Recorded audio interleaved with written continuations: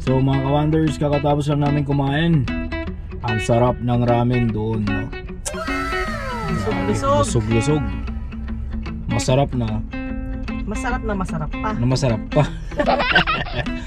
So ngayon naman, just across, nandun yung Canadian Tire. Pupunta na lang kami doon para bumili ng bagong portable air pump. Siyempre, mamaya ma-flat na naman yung tire namin. And then nandun kami sa kung saan. Mas maganda na yung kahit pa paano ready ng konti, ano.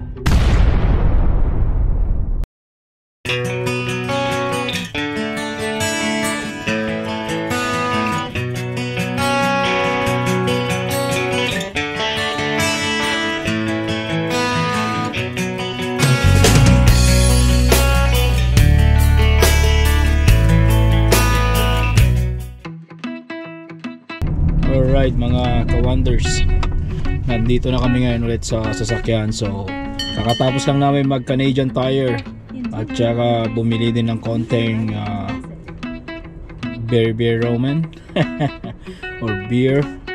So we're heading now to our campground, no, sa Bull Valley campground. So good to go.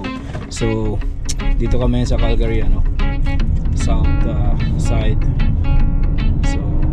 Nakabili na rin ako ng air compressor, so combination with the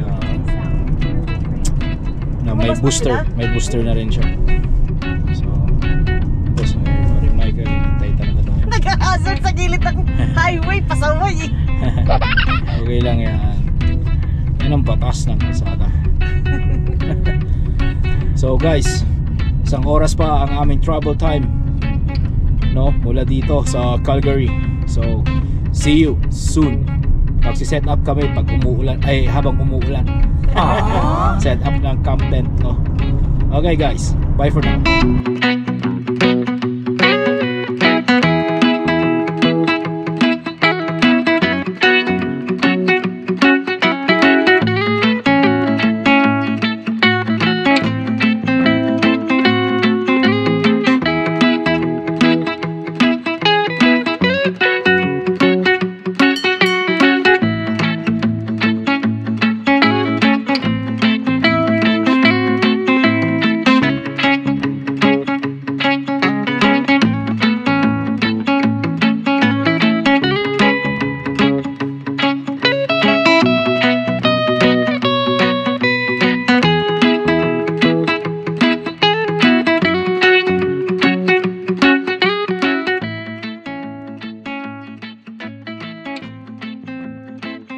A few minutes later.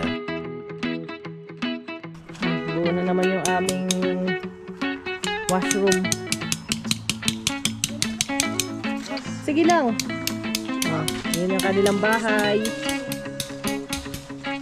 At dito kami.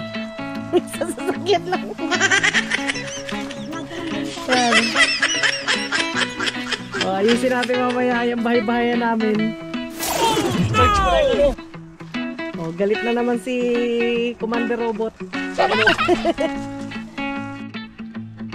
Okay, so nakaset up na kami. Ito na yung bahay-bahayan ng mga kaibigan namin. Dito na yung dalawang Don. Si dalawang po Don patundo. Relax lang.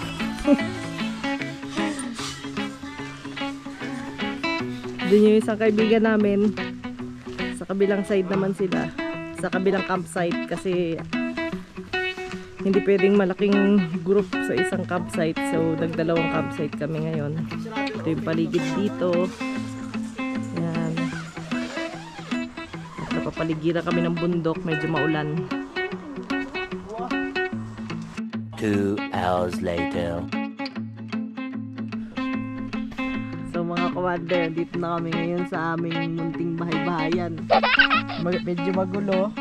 So yan, dito kami matulog sa sasakyan. So yan, dyan muna sa harap yung ano. Itatry natin ngayon ang first day ng aming camping sa sasakyan. Dito kami matulog ngayon. May dala kaming tent pero ang plan namin ngayon is matulog sa sasakyan kung kakayanin namin for this evening. So, yan, di ako nakikita, masyado madilim. Masyado madilim kami dito. Ayan o. So, yan ang aming camp. Yung aming setup for tonight. So, tabayaran nyo kung okay pa kami hanggang bukas. Isa pang may hindi pa ubos yung bote ni Abby para sa kanyang inumin para makatulog siya for tonight. So, good night. This is the end of our day 1 here in Bow Valley Campground in Banff, Kananaskis, Banff National Park, Alberta, Canada.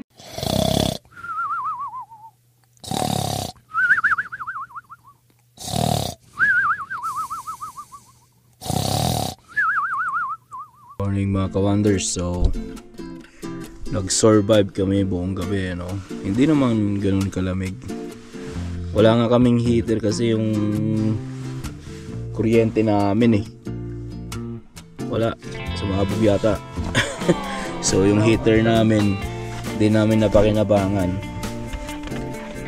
So right now 9 AM in the morning, sigisingin na lahat. So gigising na rin kami at yeah, ang kamalasan lang nito 80% or 85% yung kanyang expected rainfall. So day 2, I don't know kung makakapag-hike kami ngayon kasi number 1, maputik, madulas, syempre umaambon pa. So baka Monday na kami third day na kami mag-hike, I guess. Anong ulan din. Anong ulan din? Bala na. So anong gagawin natin ngayon maghapon? Magmamadyo. So ligpit muna tayo. So guys, ligpit kami, magulo-gulo tong pwesto namin no? Sige. Dalawa pa. Isang kape. Hindi namin nagamit kasi. Sarap. Bahay-bahayan. Luto kami. Nagluluto ng corned beef. Mikey doon. Sabi ko